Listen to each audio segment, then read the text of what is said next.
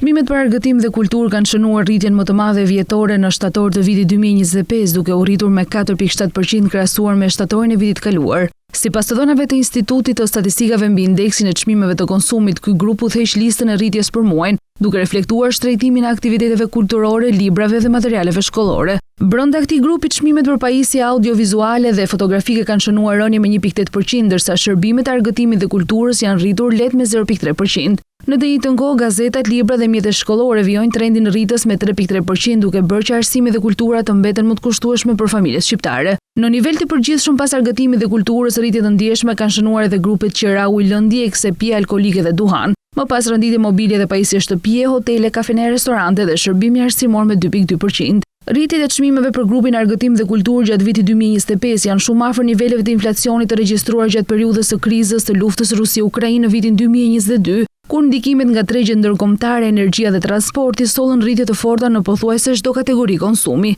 Edhe pse sot ekonomia është më e qëndrueshme dhe inflacioni në total më i ulët, çmimet në sektorin e kulturës janë në rritje të ndjeshme.